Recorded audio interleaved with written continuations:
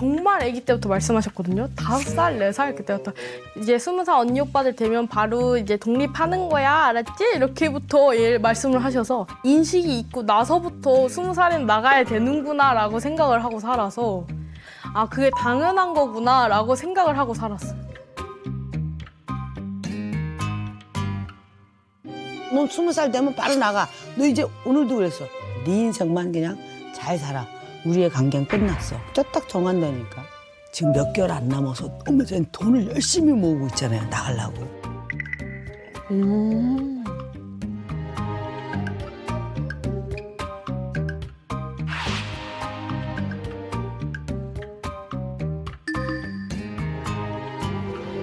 좀 엄마가 어릴 때부터 자립심 있게 커야 된다고 하셨거든요. 왜냐면 돈 관리를 자기가 해야 되는 건 당연한 거잖아요.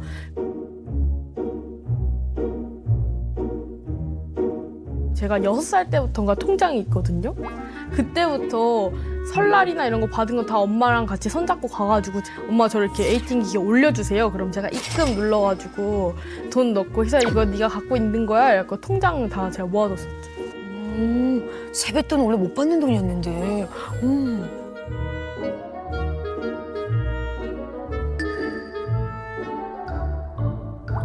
말씀은 그렇게 하시는 거 아니에요? 아, 난 보내죠.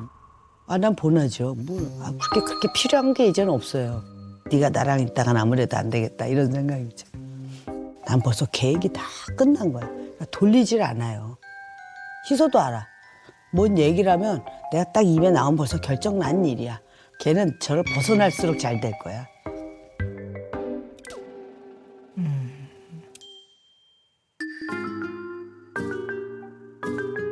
저는 어릴 때부터 완전 아기 때부터 그렇게 커가지고 그냥 별 생각이 안 들어요.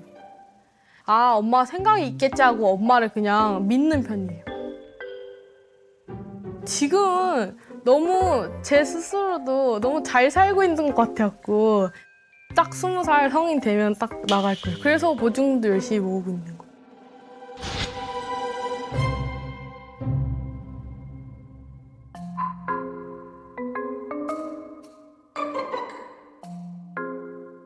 어머머.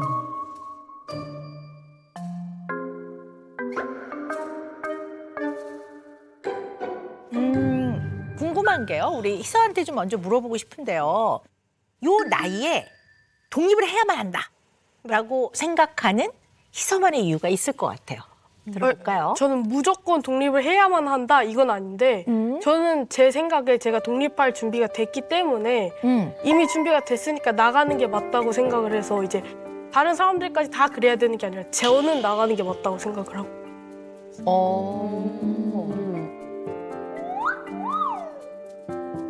독립할 준비라는 게 어떤 걸 얘기하는 거죠? 법적 나이가 되고 그다음에 경제적으로도 제가 주도권을 갖고 있고 제 주도권을 그리고 정신적으로도 이제 사춘기 때를 지나서 좀 더 안정적으로 지나는 시기가 있잖아요. 저는 그게 됐다고 생각을 하고 있거든요. 너무 똑부러진다 말하는 게. 그러네. 그렇죠. 지금 우리 희서 양이 말한 대로 독립은 거주지를 독립하는 신체적인 독립만 의미하는 건 아니거든요. 네. 이제 경제적인 독립도 굉장히 중요하고 심리적으로 준비가 돼 있어야 돼요. 심리적으로 희서는 이제 그런 게 내가 다 준비가 됐다. 네. 이렇게 보는 거란 말이죠. 네네. 네. 엄마 이경연 선생님은 네. 딸을 어쨌든 고등학교 졸업하면 네. 너는 독립해 나가 살아라. 네. 6살 때부터 그렇게 말씀하신 거잖아요. 아주 네, 아이 네, 때부터. 어릴 때부터. 네, 그렇게 하신 뭐 이유가 좀 뭐가 있을 것 같은데요.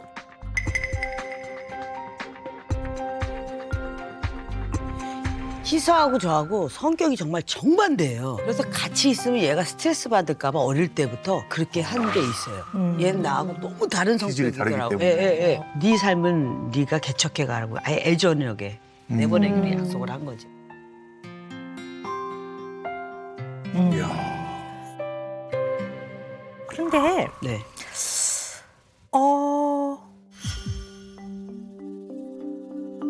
왜 이걸 좀 짚고 가고 싶냐면요. 네. 무서워지기 네, 시작합니다. 저는 이건 짚고 가야 될 것 같아요. 저는 약간 어떤 느낌이냐면 이 독립 안에는 어쩌면 좀 약간 더 살펴봐야 되는 약간 함정 같은 같은 것도 좀 있지 않을까라는 그래요? 생각도 해봐요. 감정 같은 것도 좀 있지 않을까라는 그래요? 생각도 해봐요. 그 저는 이 저의 직업적 특성상 늘 이렇게 좀 다른 왜 각도로 거기에 좀 더 독립에 목숨 네. 거는가? 네, 그렇죠. 목숨을 거는 느낌. 아까 우리 희서양이 뭐 전 많은 준비가 됐다고 하지만 아직 고등학교도 졸업을 안 했고 아직 직업도 없어요. 준비가 돼도 부모하고 같이 살면서도 독립적으로 살 수 있거든요. 너무 어릴 때부터 몇 살이 되면 독립해야 된다는 거에 너무 거기에 갇혀 있는 느낌이 들어요. 그것이 인생에 꼭 달성해야 되는 과제와 네 그렇죠 목표와 과제와 숙제 같은 그리고 그거에 대해서 너무나 오랜 동안 많이 들어와서 반대 의견이나 저항조차 느낄 수 없고 너무나 당연하다고 느껴서 독립된 삶 요걸 향해 아무것도 안 보고 그냥 나의 삶의 목표는 이거야 라고 하는 것처럼 전 좀 약간 느껴지는 면이 있어서 뭔가 이유가 있어서 어릴 때부터 굉장히 그 부분을 강조하셨던 것 같아요. 걔는 저를 벗어날수록 잘 될 거야. 네 인생만 그냥 잘 살아.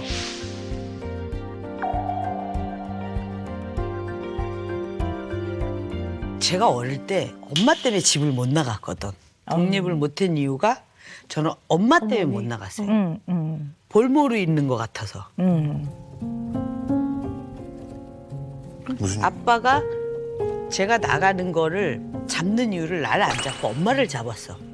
그러니까 저는 엄마가 다칠까 봐 못 나갔거든. 아까 그 이경희 부부님도 어머님의 감정을 더 배려한 부분이 있으셨네요.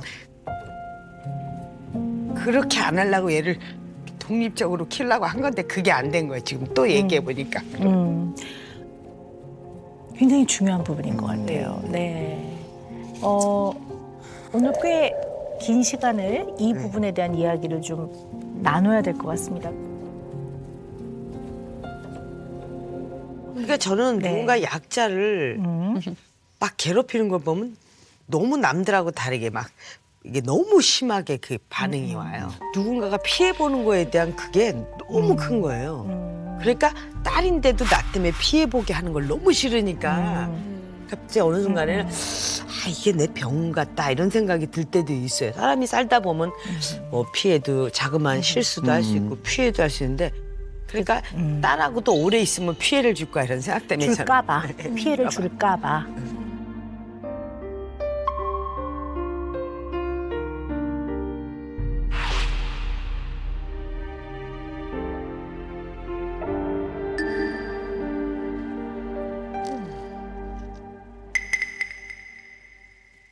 늘 우울했어. 웃고 찍은 사진이 하나도 없었어요. 어릴 때.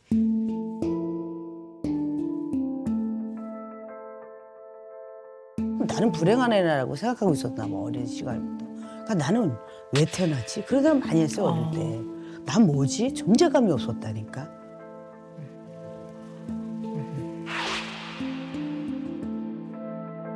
저 그때 19, 20살 이렇게 돼서 그 당시 나이트클럽 다닐 때 아빠가 매니저인데 한 달에 30일인데 나이트클럽 일을 30일을 찍게 하는 거야. 막 열이 나서 펄펄 끓는데 그거하고 상관없어. 뭔가를 끝내야 되면 끝내야 돼.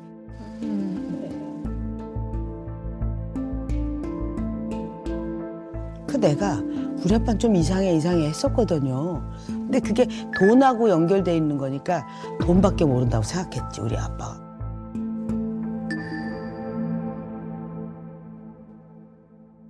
저는 돈이 어떤 건지 만지지를 방송하고 나서 돈을 못 만져봤으니까 한 번도.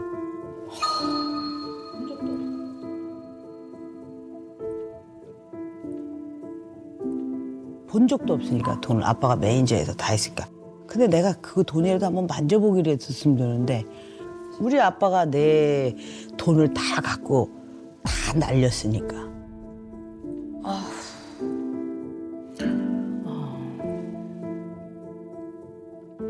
나는 딱 내가 아빠 엄마 돌아가시고 나니까 37, 8살 때 거의 40 다 돼서 내 통장을 가질 수 있었다.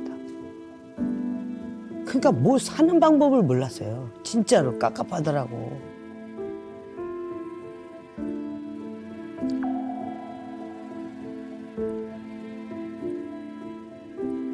20살부터 19, 20부터 네. 이제 개그우먼 생활을 하셨는데 그럼 이제 40 무렵에 그럼 네네. 거의 20년 동안을 그 모든 재정적인 경제적 관리를 아버지가 다 아빠가 하신 다 한 거예요. 다른 사람하고 다르게 제가 대상 수상을 했기 때문에 여기저기에서 부르는 사람이 많아서 처음 데뷔할 때부터 출연료가 만만치가 않았어요. 행사비니 뭐니 해서 돈을 좀 많이 모아줬어요.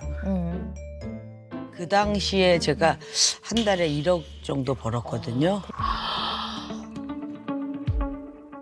한 달을 나이트클럽을 찍으면 6군데 어떨 땐 많을 땐 13군데도 있어요. 근데 그 당시 제가 나이트클럽에서 많이 받을 때 1,300까지 받았어요. 한 군데. 그 당시에. 한 한 달에. 군데를 네네. 한 군데를 한 달에 1,300에 6군데를 잡으면 한 8천 몇백만 원에다가 출연료하고 뭐 행사비 때문에 1억을 벌었어요. 그 당시에. 그러니까 30년 전 아니에요? 예, 30년 전이죠. 오. 근데 그 당시에는 그러니까 뭐 긁은 어마어마한 거지. 네, 큰 돈이죠. 근데 돈을 네. 10원도 만져본 적이 없어. 돈을 네. 10원도 만져본 적이 없어. 그러니까 돈을 왜 벌어야 되는지도 그 당시에 잘 모르겠다고. 처음에는 돈을 벌면서 집이 커지네, 아, 뭐가 되네 이렇게 됐어. 근데 나중 되니까 그냥 잠만 자고 나가고 잠만 자고 나가고 이러는 거에 힘든 삶인데 하루를 안 놀게 하시는 거야.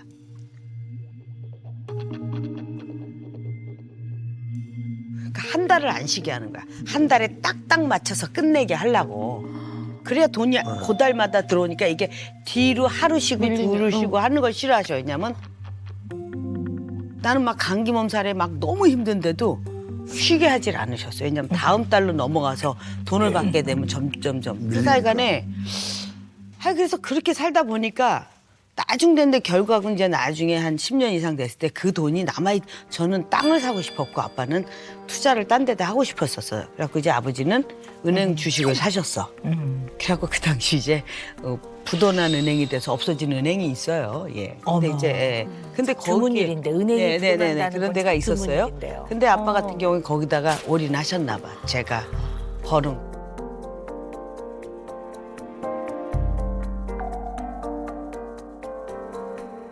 돌아가신 아버지지만 뭐 그래도 말씀 좀 드리자면 사실 한 달에 30번 밤에 밤무대에 네. 서게 하는 거는 이건 어떻게 보면 표현이 좀 그렇습니다만 단어 선택이 네. 착취지요. 착취지요. 전 그렇게 근데 혼자서 보는데요. 다 쓰지는 않았으니까 착취라고 생각을 안 했지 저는. 근데 이경애 선생님한테 대한 거는 이거 노동에 대해서 너무 쉴 틈이 없이 그러니까. 매일 밤에 밤무대를 쓴다는 거는 어떻게 보면 건강도 그렇고 이게 젊어서 그렇지 젊으니까 버텼지.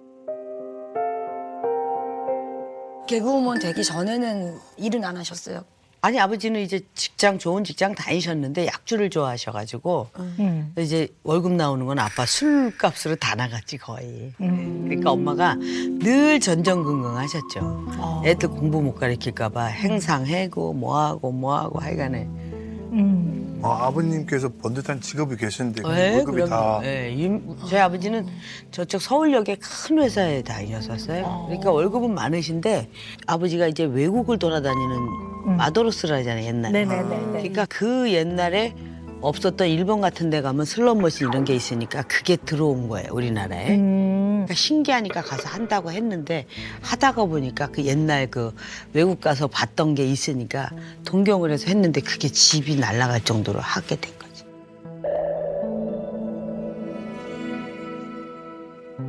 그때는 술 안 드셨어요? 안 드셨죠. 술 끊으시고 이제 잘 이제 해주셨죠. 주사는 없으셨어요? 술 드셨을 때? 술 주사는 없었는데 엄마가 자꾸 술을 드시면 술 먹지 말라고 말 흘리면 그다음에 이제 시비가 붙으면서 이제 그러니까 내가 우리 엄마한테 참 그냥 아무 말도 하지 말지 왜 말을 하냐고 술 취한 사람한테 내가 맨날 얘기했거든.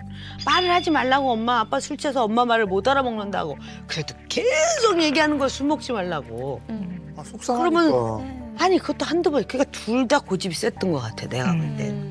싸움을 일으켜서 난리고 오고 막 싸우고 여기 피 터지고 여기 한 대 맞으면 여기 터지고 눈 어딘 나가고 그러면 저는 학교도 못 가 또 애들 뒷바라지하고 엄마 다음 그러니까 늘 그래서 부모가 그 당시에 그랬어 참 부모는 내 발길을 잡는 사람이구나 이러지 않겠어. 제가 머리가 좀 나쁜 머리는 아니어갖고 학교 다닐 때 IQ가 전교 2등이었어요. 그러니까 선생님 공부 열심히 하라고 너는 네 머리는 어디도 갈 수 있다. 그래서 공부만 하게 내버렸어도 공부를 할 텐데 맨날 싸우고 날리고 지지고 볶고 막 그러니까 동생들은 또 챙겨야 되고 그러니까 늘 저는 그랬었나 봐요. 그 아무리 공부를 하고 싶어도 그런 할 상황에서 상황이 못 돼요. 네, 그렇게 안정되게 네. 공부를 할 수 있는 상황이 네, 아니었던 그랬어요. 것 같아요.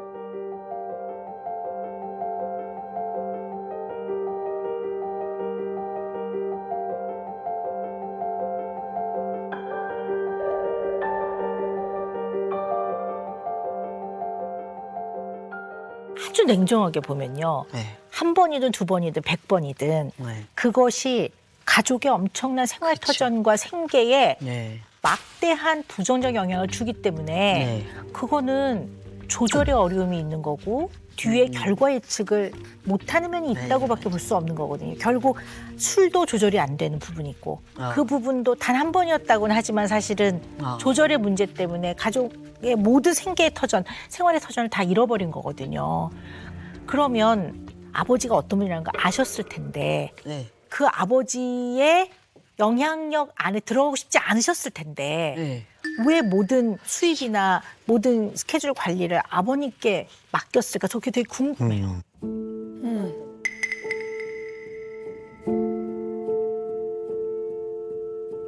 엄마 때문에 그렇게 한 거지.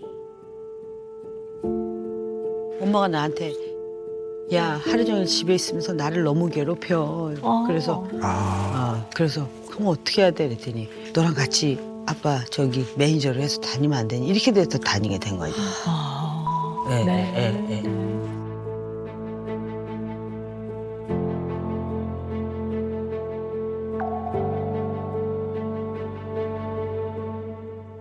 우리 엄마가 자살 시도를 했었어요.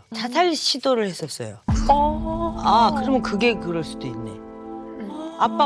엄마가 한 애들 클 때니까 13년 동안 아빠랑 살면서 돈을 모은 걸로 집을 샀어. 알뜰하게 해서 집을 샀어.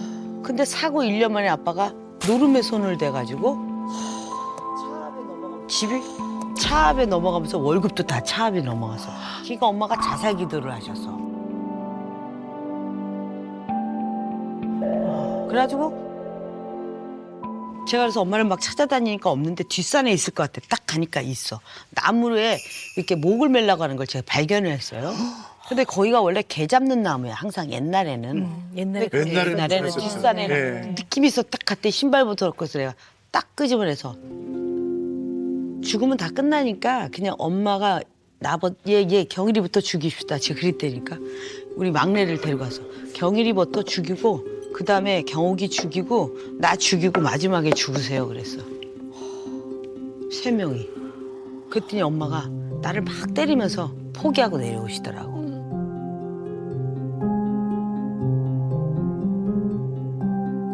그 뒤에도 4번을 더 하셨어요.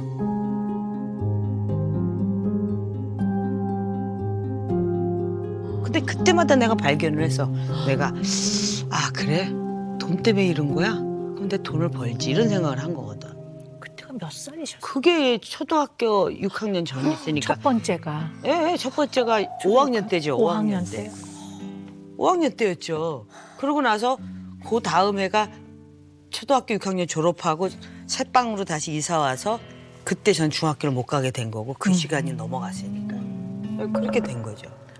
와. 너무 놀라면 말이 안 나와요. 말이 안 나와. 그래서 제가 지금 생각해보니까 그래서 제가 뭔가를 보면 그 감정이 절제가 안 되나 봐요. 놀란 거가 그랬나 보다. 맞다. 그랬나 봐요. 그런 것 같아요. 굉장히 중요한 부분인 것 같아요. 네.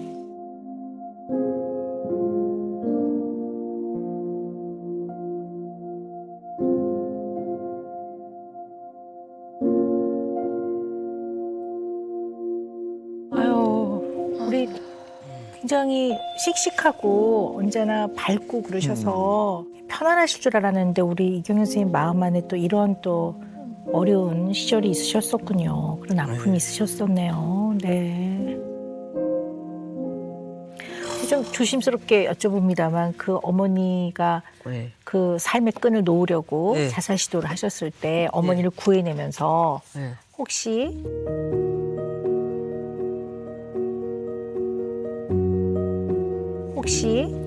엄마가 돈 때문에 이렇게 목숨을 내려놓은 마음이 든다면 네. 내가 조금만 더 커서 내가 돈 벌어줄게. 엄마 그때까지 살아. 혹시 이런 아, 그렇게 얘기했죠, 제가. 아. 엄마, 날 믿어. 날 믿어.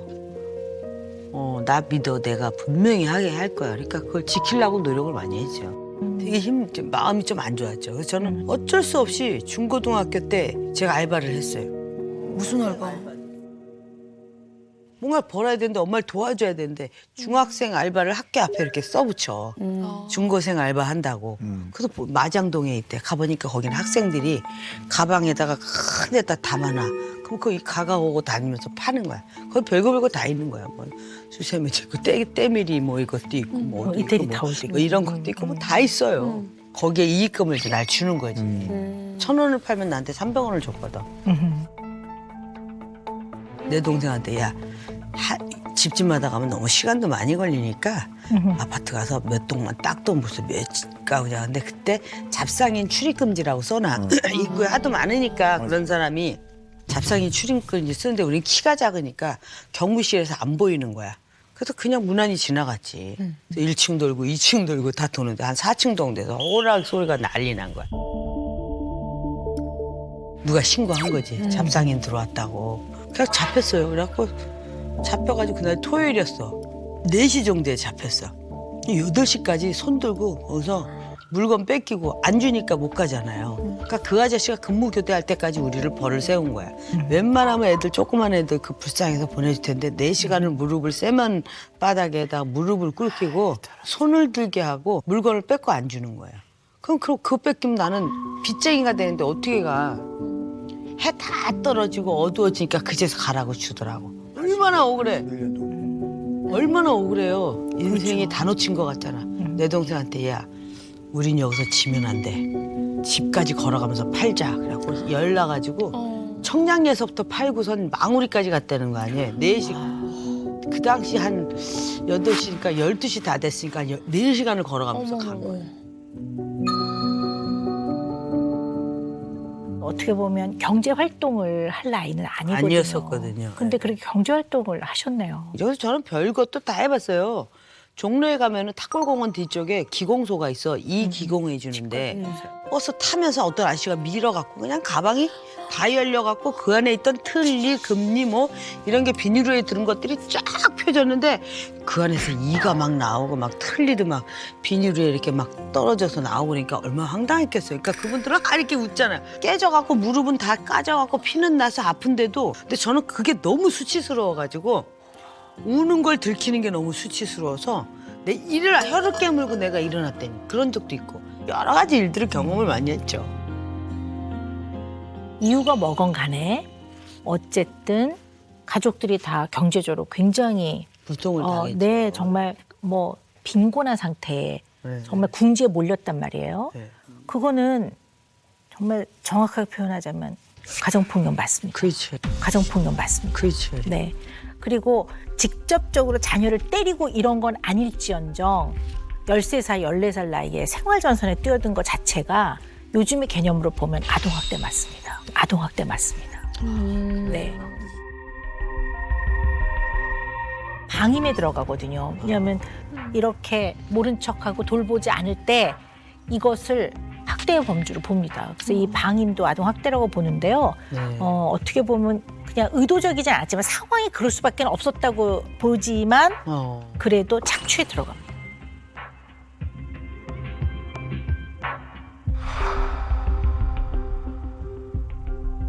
어린 나이에 13살, 14살 때 네. 생업활동에 네. 이제 어떻게 보면 뛰어드신 거거든요. 그렇죠. 근데 그게 그 나이엔 어떻게 받아들여지시던가요? 그게 어떻게 이해가 되셨어요? 뭐 안 될 거라는 생각이 안 들더라고요. 그냥 하면 되겠지 이런 생각에 뭐 두려워해 본 적이 없어요. 어릴 때. 우리 이경현 선생님은 이런 상황에서 내가 뭐라도 해서 이걸 좀 해결해야 되겠다는 생각을 네, 하셨던 네. 것 같아요. 네. 그러니까 13살 때 생활전선에 뛰어드셨잖아요. 네, 네. 내가 이렇게라도 해서 네. 엄마의 생계에 조금이라도 내가 그렇죠. 도움이 돼야 되겠다. 네네. 이런 생각을 하셔서 늘 뭔가를 하는 걸 통해 이 엄청난 위기에 따른 정말 감당하기 어려운 그러한 공포, 두려움, 그다음에 극심한 불안, 이것을 뭔가를 하는 걸 통해 언제나 나름 이것들을 상쇄시키고 살아오셨던 것 같아요.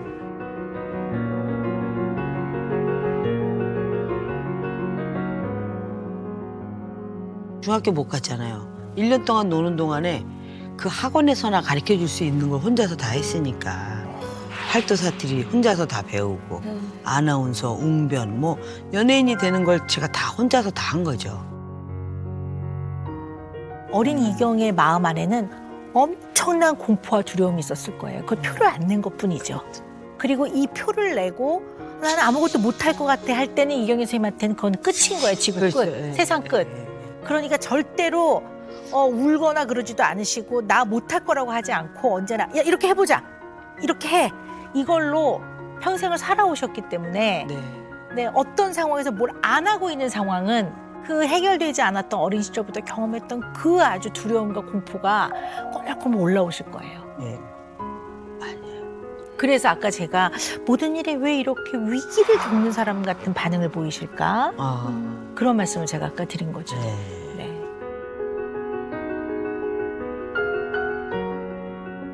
어릴 때부터 어떤 생각했냐면은 아빠가 이제 술을 이제 많이 먹고 등치 큰 사람이 이렇게 있으면 아기가 잡아주는 거야. 저는 그때 막 혼냈거든요. 네가 무슨 힘이 있다고 술 취한 사람을 커버할 수 있다고 생각해. 앞으로 시키 너 이거 한 번만 더 술 취했는데 잡아주면 넌 가만히 안 둬. 그래갖고 막 혼냈던 적이 있거든요. 네. 넌 여기 깔리면 죽어. 막 그랬던 적이 있었거든요. 야단을. 그 뒤부터는 안 잡아주더라고. 애들 그래서 다치거든요. 맞아, 실제로. 그거 선생님이 선생님 자신한테 하는 얘기네요. 아, 그래요? 13살 중학교 1학년이 무슨 그렇게 큰 능력과 힘이 있다고 마치 희선한테 네가 조그만 게 그 어른은 무슨 힘이 있다고 잡아하는 것처럼 근데 너 그 저는- 깔리면 죽어처럼 마음으로만 딱 놓고 봤을 때는 아 여전히 좀 연세가 드셨지만 그래도 어린 시절에 그러한 겪었던 일들로 인한 마음에 어려움이 아직 좀 남아있고 그것이 배에 닻이 꽂히듯이 조금 꽂혀있는 면이 있고 이것을 감당은 하고 사시지만 어떻게 보면 너무 아프기 때문에 이거를 희서한테만큼은 절대로 비슷한 상황을 물려주지 말아야겠다는 생각도 굉장히 많이 하셨던 네, 것 같아요. 맞습니다. 예. 그 부분이 너무 크면 거기에 몰두가 돼서 지나치게 독립을 강조하는 거죠. 아, 예. 독립을 강조하지 않으면 얘 아, 무슨 또한 말씀인지 마치 나처럼 네네. 엄마 때문에 아빠 때문에 자기 인생에 발목이 잡힐까 봐 네네. 다른 사람인데 서로 부모도 네네. 다 다른 사람인데 과도하게 일반화해서 나의 인생의 아픔과 어둠 그림자를 그대로 어깨에 얹어버리는 거죠. 이 부분을 알고 계셔야 될 것 같아요. 네. 네.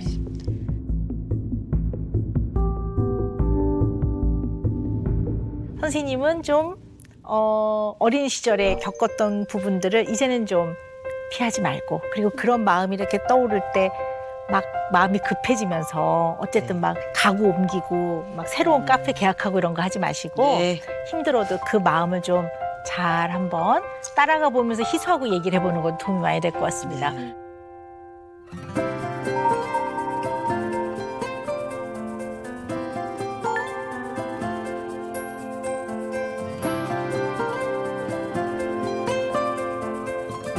너는 엄마가 봐도 효녀인 것 같아. 나도 내가 좀 현연 것 같긴 해. 고마워. 금속상담소의 피날레 은영 네. 매직 시간입니다. 이경의 모녀에게 내려주실 은영 매직은? 오늘의 은영 매직은요. 경애로운 모녀입니다. 네, 경애롭다는 거는요. 네. 두 분 서로 공경하고 사랑하는 그런 모녀가 지금도 쭉 그렇게 지내오셨지만 네. 앞으로도 그런 시간을 더 많이 보내셨으면 좋겠습니다. 네. 아유 너무 예쁘다. 어머 세상에 어머 어머. 아유 감사하네요. 아유. 일단 우리 희서 양 오늘 상담 받아보신 소감이 어떻습니까? 너무 신기했고 제가 이런 상담, 심리 상담 받는 걸 되게 좋아하거든요. 왜 좋아해 그걸? 나 심리 상담 받는 걸 좋아해. 그래서 그 선생님 얘기 듣는 게 너무 재밌었고 이렇게 실제로 와서 들을 수 있는 게 너무 영광이었습니다.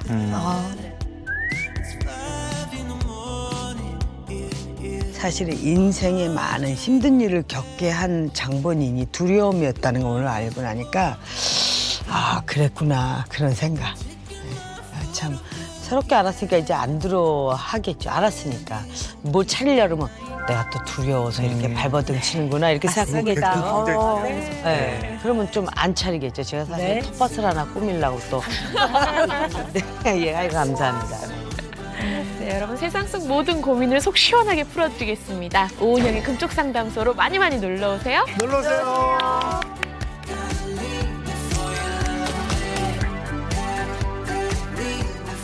아이돌 분들에게는 조상, 아내에겐 진상.